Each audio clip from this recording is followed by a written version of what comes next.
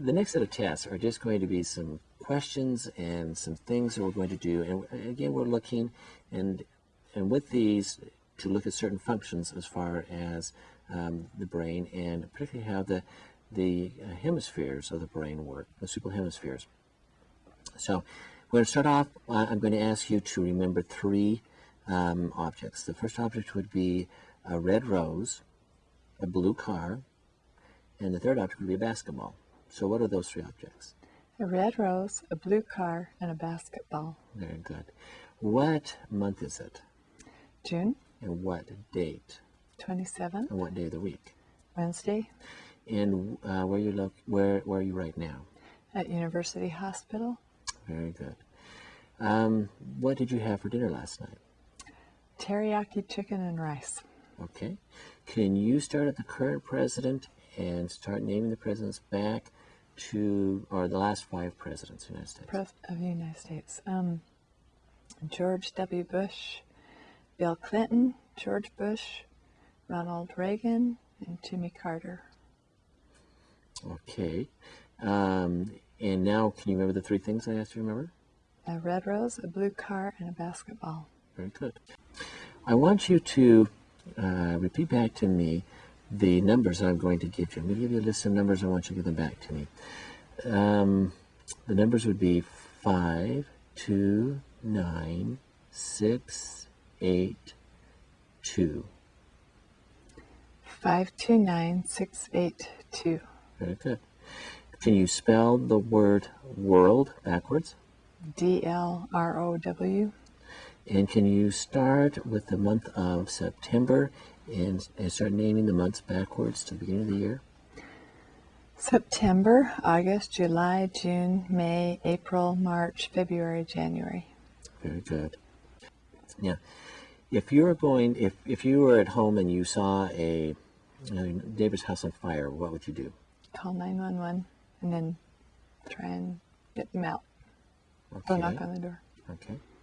I'm going to ask you to tell me how these 2 objects or 2 things I'm going to give you are alike. An apple and an orange. They're fruits. Okay. A doctor and a nurse. Medical people. A desk and a bookcase. Furniture. Happy and sad. Emotions. Very good. People have sayings like little proverbs that have a certain meaning. Can you tell me the meaning of this particular proverb? People who live in glass houses should not throw stones. It means that if you offend other people, that you could also be offended if you're willing to offend other people. Okay. What would a rolling stone gathers no moss? If a person who's doing a lot of things doesn't get out of date, or just by being active, you stay sharp and okay, very clear. Good. I'm going to give you a list of, I'm actually going to give you a letter of the alphabet and then time you. And we could go up to a minute, but I may stop sooner than that.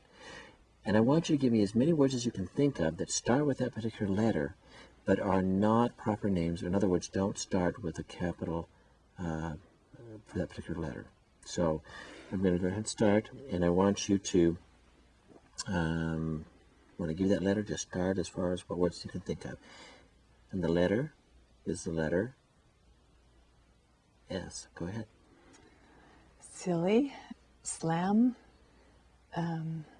soft, sad, sorry, slippery, slide, start, solution, solve, simple, silly. I say that? I said that. That's okay. That's stuff. Normal would be to be able to give at least 10 in a minute's time, and we stop too far short of a minute, so you did fine. I'm now going to ask you to follow some directions. And I'm going to ask you to take this piece of paper, fold it in half. No, wait a minute. Let me give you all the instructions. Take the piece of paper, fold it in half, take it in your left hand, and then give it and place it, or give it to me and place it in my right hand. So go ahead.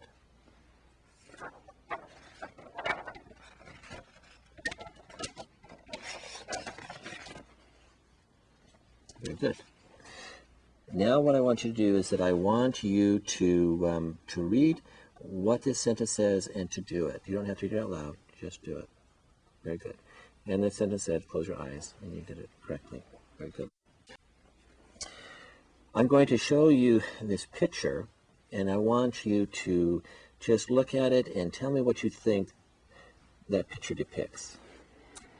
This looks like a mother and her son, and they're playing together, and she's giving him a piggyback ride, and they're laughing and having a fun time together. Very good. Now what I want you to do is to write a sentence about that picture.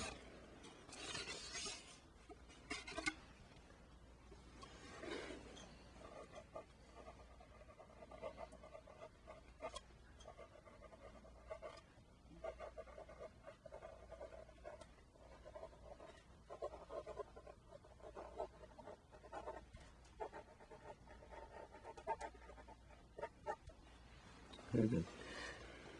And she wrote, a mother and a son are playing together. What I'd like you to do now is to just read this paragraph. I'm going to put your reading glasses on, that's fine. And just start right here and just go ahead and read until I tell you to stop. When people feel ordinary anxiety, they are usually thinking about something bad that has happened or could happen. Those thoughts seem to offer reason enough for the anxiety, but sometimes nervousness lasts a long time, becomes overwhelming, or starts to affect daily activities and relationships. At that point, it's time to think about whether an anxiety disorder is part of the cause. Okay, very good. So what was this paragraph about that you read? Anxiety? Okay. And what are some of the things that would indicate that there's a problem with anxiety? If things that you're worried about interrupt your daily activities or your relationships with people. Very good. What is this? A pen. And what do you do with it? Write. Good. What is this? A watch. And good. And what's this part of the watch? A stem. Very good. What would this be? A ring. Very good. And what would this be? A tie. Good. Can you repeat the sentence to me, or for me? No ifs, ands, or buts. No ifs, ands, or buts. Very good. We're now going to have you do some, or imitate some actions. I'm going to describe what I want you to do, and I want you to imitate them as if you were actually going to do them. And we're going to start with having you pretend that you are sucking on a straw. Good. And pretend like you're blowing a kiss. Okay.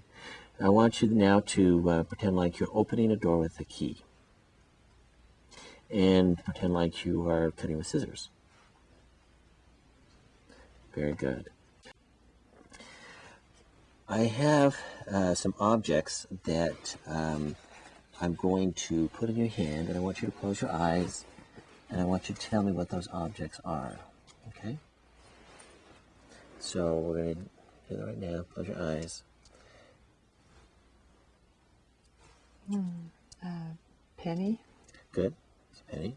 Keep your eyes closed. Be another object.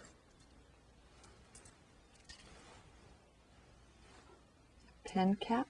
Very good. And we're just going to test the other side.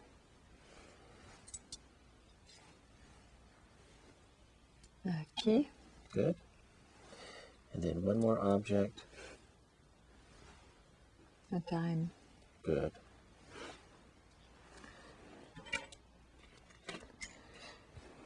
I am going to write some numbers in your palm, and this would be like the number 8 or the number 9.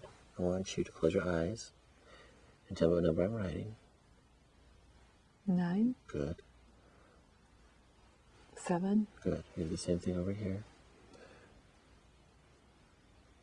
8. Good. And 0. close. Let me do it again.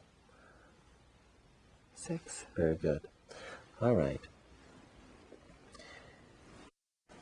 I want you to take your left thumb and place it on your right elbow. Good. I want you to take your the fifth finger on your right hand and place it on your left wrist. Very good. Okay. Which is my right hand? Good.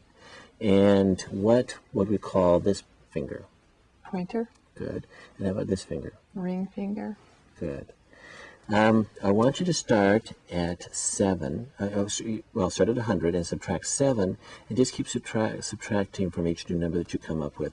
And I'm going to just go ahead and stop you after you go after several.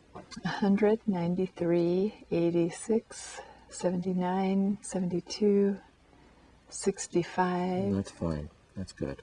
Okay. What I'd like you to do is I'd like you to draw a clock, and then put all the hours on it. Oh, maybe half a sheet, and then have the hand say 20 after 8.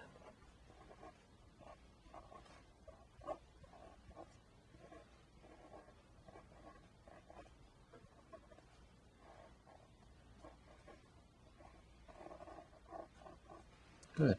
And then over here, draw a face.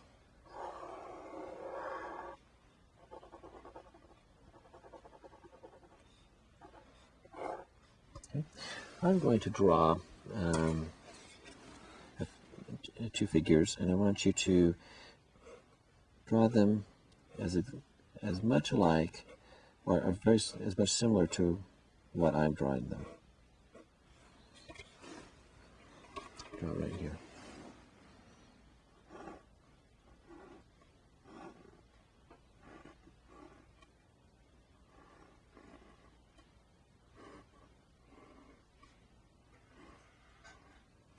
Good. I want you to, if you can, to name me the colors of these objects. What color would this be? Green. What about this one? Blue.